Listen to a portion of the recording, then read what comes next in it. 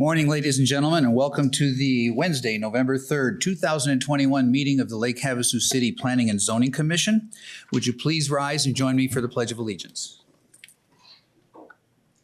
I pledge allegiance to the flag of the United States of America and to the republic for which it stands, one nation, under God, indivisible, with liberty and justice for all. Thank you. Madam Secretary, would you please call the roll? Jim Harris. Here. Doug Hardy. Donald Bergen. Here. Dan McGowan. Here. Chad Nelson. Here. Susanna Ballard. Here. Matthew Mitchell. Sam Levin. Here. Gabrielle Medley. Here. And David Diaz. Here. Since we do have one absence, Ms. Ballard, would you come and join us at the dais, please?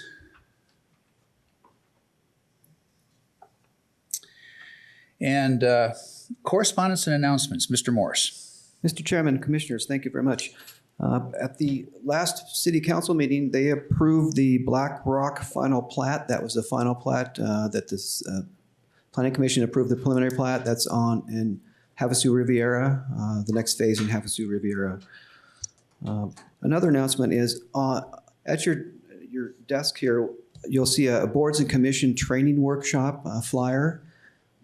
This is a workshop that typically is offered every year. I think they didn't have it last year because of COVID, but it's a one-day workshop for boards and commissions for some training.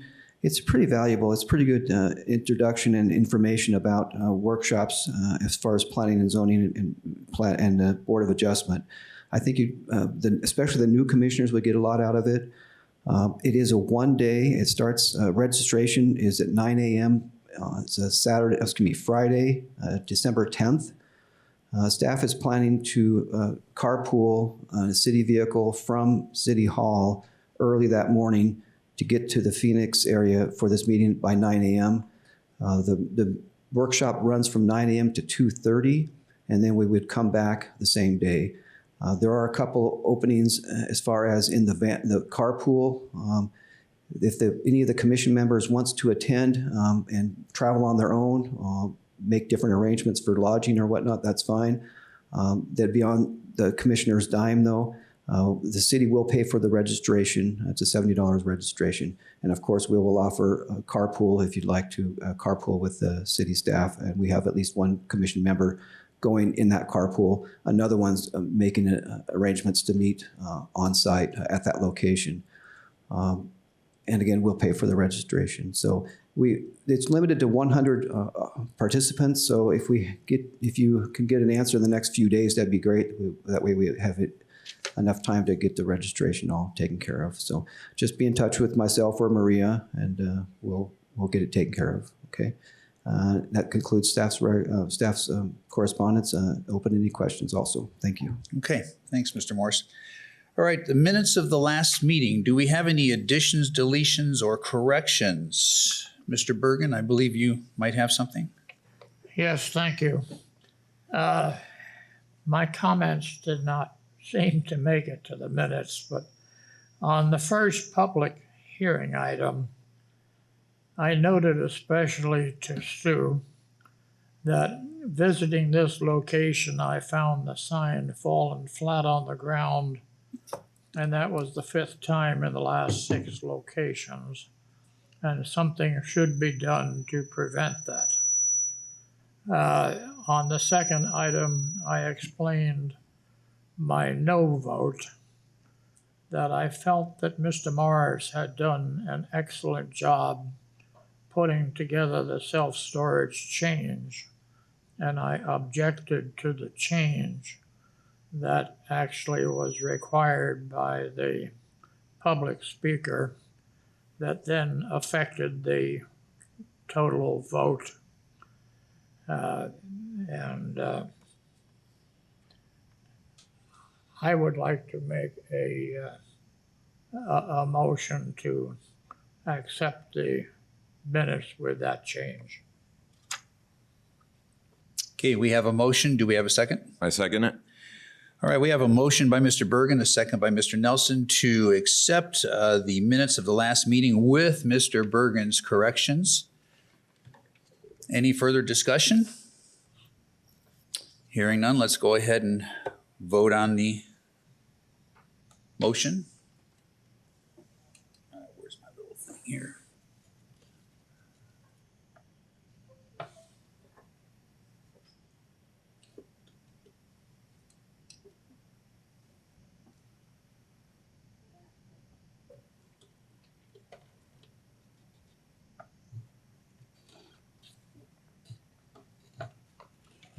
Motion passes 7-0. All right, moving on. Let me just say that this is a public hearing and there is a structured order to this proceeding. City staff will present each item and there is time for the commission to ask questions of the staff, and then the applicant will have the opportunity to present their case to the commission. That being done, we will open the proceeding to the public for their questions and input. I would ask that anyone of the public that wishes to speak limit their trips to the podium and microphone to one only, keep all comments to less than 5 minutes, and to stay on point and not discuss subject matter that is not pertinent to the decision being considered here today. After public testimony is taken, I will then close the public hearing and bring the motion back to the table for city staff's recommendation, discussion amongst the commission, and eventually a motion to approve or disapprove. The first item on today's agenda is item ID 21-3034. It is a request for a zone change for 2972 Amigo Drive, Tract 2240, Block 1, Parcel A, from Public Lands and Facilities, P1 designation, district to single-family residential, which is the R1 district. Mr. Morris, your presentation, please. Mr. Chairman, Commissioners, thank you. The subject property is located on the northern portion of the originally developed portion of town. It's on Amigo Drive. It's between Amigo Drive and Scimitan Drive. It's kind of an odd-shaped property. It's multi-sided. It's about 5 acres in size, and it's currently vacant. The property's elevation ranges from about 1,040 feet up here along Scimitan down to about 960 feet on Amigo Drive, so a drop of 100, almost 200 feet, almost 100 feet, excuse me. The abutting properties around the subject property are a mix of single-family homes, and there are a couple undeveloped vacant lots. The zoning map, the abutting properties are zoned R1. There are some R2 properties across Scimitan Drive, but the vast majority of all those properties around the subject property are zoned R1. The subject property is zoned P1, which is public lands and facilities. The property was originally city-owned and was sold at auction in 2018. This applicant was the winning bidder on that auction. The applicant's citizens meeting letter states a desire to rezone the property from P1 to R1 in order to sell a portion of the Amigo Drive frontage to an adjacent property owner and build a single-family home on the balance of the lot.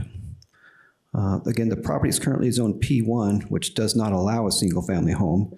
Therefore, the applicant is asking to rezone the property to R1 to allow a future residence. Future development on the property will be required the appropriate building permits, and any lot alterations or splits will require review and approval by city staff. We received no objections from any of the reviewing agencies or departments for this rezone.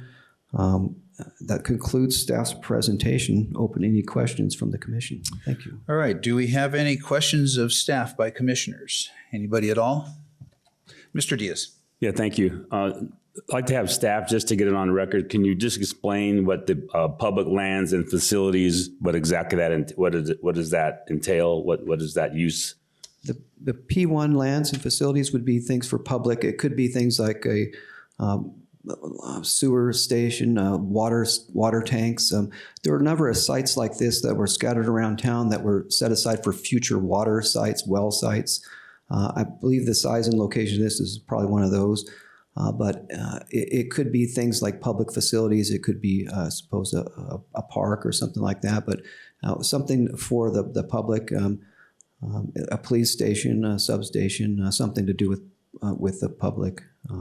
And obviously, the city had no plans for this, so it was offered up for auction, and so it was sold off with the intent that obviously someone who purchased it would not use it for P1 uses. So it seemed logical that they would want to rezone it to residential. Thank you. Good, thank you. And feedback from the residents in the area when they had their meetings and notices, what was the feedback? The applicant is here. They can address that in more detail if you like, but his report said that they addressed the concerns and they didn't seem to have any real concerns from the neighborhood. Thank you.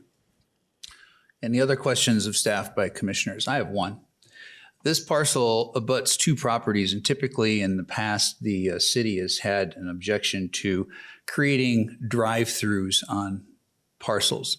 I realize there's a lot of topography, a lot of difference in elevation between the two, but has that even been taken into consideration? Well, thank you for the question. This is an existing parcel. Any new parcels, we would not typically want to allow them to have frontage on two separate streets, parallel streets like this. This is a unique piece of property. It's allowed to continue as its current current orientation, if you will. In a case like this, staff would most likely have two fronts on this property, a front yard setback on both Amigo and on Simitian Drive. In the event that the property owner split this lot up into a couple pieces, then we would look at that through the lot split process, and we would want to ensure any lots created or any modified lot lines would meet the current development code and the subdivision code. So we would look at that. But in its current state, it would be allowed, we would typically allow it to continue as it is, being grandfathered in or legal non-conforming. Thank you. Just wanted to get that on the record. Thank you. Any other questions of staff by commissioners? All right, is the applicant present? Would you like to make a presentation? I'd like to say a few things. Please come to the microphone, state your name for the record. James Hudson. And to address your question, there would be no drive-through as far as I'm concerned. There would be an entrance on Simitian to a single-family home where it enters on Simitian there. Then it goes downhill to Amigo, so there'd be no drive-through. Would probably put a driveway in a garage if accepted down there, and that's it. Okay, thank you. Any other questions of the applicant? Thank you, sir. All right, this is a public hearing. I will now open it up to the public. Is there anybody in the audience that wishes to speak on this item? Please come forward, state your name for the record. My name is Jerry Hayward. I live at 3091 Simitian Drive. I just had a few questions for the applicant, or actually for everybody. Once this property is rezoned to C1, I know that the density of R1 is, quite a few parcels per acre, or, minimum lot size and things like that. I know the applicant is saying he's going to just build one house on the Simitian side up there on the hill. I've walked up there. My concern is the property behind the houses on Simitian, which is it's built up, and there is a possibility of dividing that into several lots up there. Once it's changed to R1, that is a possibility, I'm sure. I just want to, is there any way of making sure that the applicant is only going to build on this one part? Because any other building up there is going to block the view of several of the houses and possibly mine too. My only concern is the areas behind the houses on Simitian that are built up before it drops down the hill. And I just wanted to see if maybe you could answer that. Sure. Sir, need to speak into the microphone. Oh, I'm sorry. So those are just a few questions that I had for the applicant. Just what reassurances do we have that he's only going to build on that upper section on Simitian, and that our view corridor is not going to be affected by the building? Mr. Hudson, if you'd like to come back to the microphone and answer his question.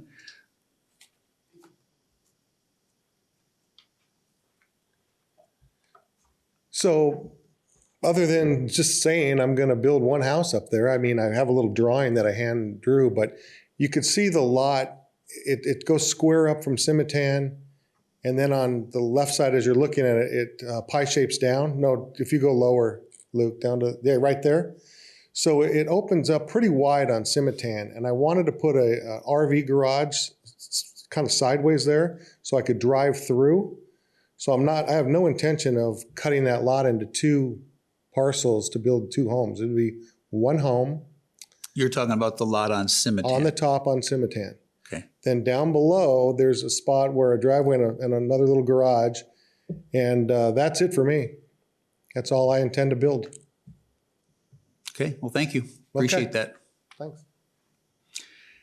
Is there anybody else in the audience that wishes to speak on this item? Anybody at all, pro or con? Hearing none, I'll go ahead and close the public hearing portion of the meeting and bring it back to the table for staff's recommendations. Mr. Chairman, Commissioners, thank you.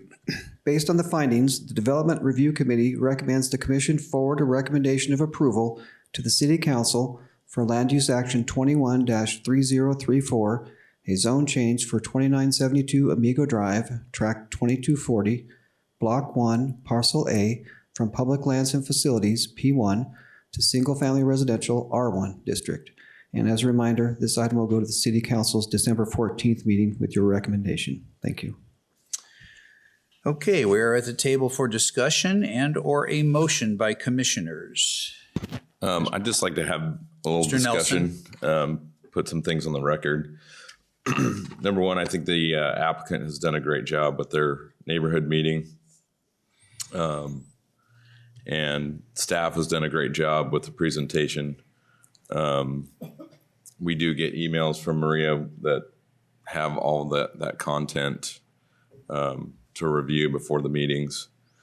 And I think both the applicant and staff has done a great job. Second thing I'd like to mention to, I can't remember your name, sir, but Mr. Hudson? No, not Mr. Hudson. Sorry. Mr. Hayward. Mr. Hayward, is that you're absolutely correct. Once it is zoned to R1, he could put in a subdivision. Sounds like his intentions are just to build a house, but once it goes from rezoning it to P1, which is just a placeholder for public lands that the city's not doing anything with, he could certainly change his mind and put a subdivision in there. And there's nothing that we can really do. He went through a fair process to purchase the land. And I'm a little disappointed that there's not going to be any public lands, no use for public lands there. I'm a little disappointed in that. I'm a little disappointed that there are not more housing going in there because we need housing pretty badly. But the fair process that he's gone through to get this property and go through the process, he's done a great job. But certainly he could change his mind and subdivide it. And there's not really a whole lot that we can do about that, except for when he does go through, if he went through a subdivision plat, it would come back through planning and zoning. And this meeting could be brought up and say, hey, your full intention was to just do a house to get this passed, and we could either approve or deny it at that time. And correct me if I'm wrong, but as far as I know, that's the process. Not necessarily so. If he's just going to do a land split, a lot split, that wouldn't necessarily come before us. That's a staff matter. Yes, and Mr. Chairman, Commissioners, thank you. Yes, since this is an already established lot in a subdivision, it could be split into two pieces with just staff review. If it's going to be created more than two lots out of this piece of property, then it'd have to go through the subdivision process, which does not require public hearing or notification necessarily, but it does require a preliminary plat be submitted, reviewed by staff, and then brought before the Planning Commission for their review and approval. And once the Planning Commission approves the preliminary plat, then the final plat would be prepared, go out for review by staff, and then once that law looks good, it would go to the city council for their review and approval. So as both commissioners have addressed, there's a mechanism for creating a subdivision here. That's if they're going to split this into more than two pieces, then it would have to go through that subdivision process. Thank you. I would suggest that there's probably not a lot of worry of that happening due to the topography of the site. I would agree with that. I just want to state the facts, so, because it went through our hearing. Thank you, Mr. Nelson. Anybody else? We are at the table for discussion and or a motion. Mr. Bergen. Just a question. Is this property owned by the city? Not anymore. This property was owned by the city. In 2018, it was sold at auction to the applicant. He purchased the property in 2018. Okay, that answers my question. Thank you. Anybody else? Mr. Diaz? Mr. Chairman, I'd like to make a motion. Go ahead.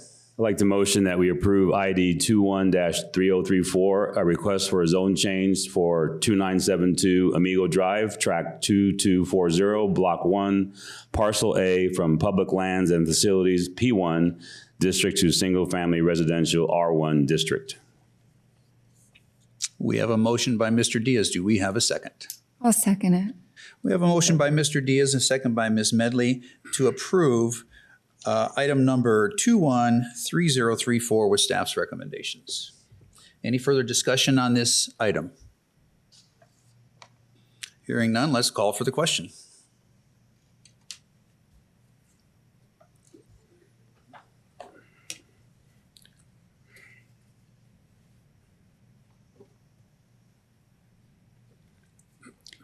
Motion passes 7-0.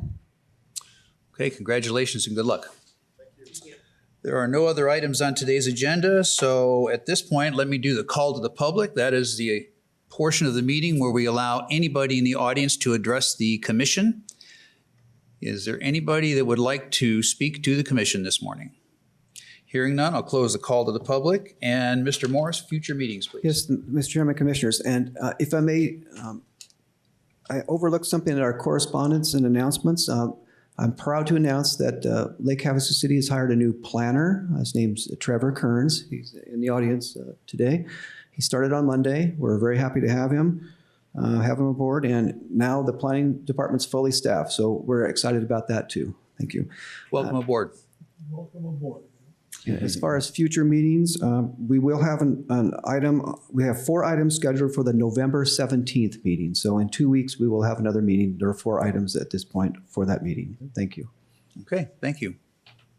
We stand adjourned. 4 items for the next one, huh? Yeah.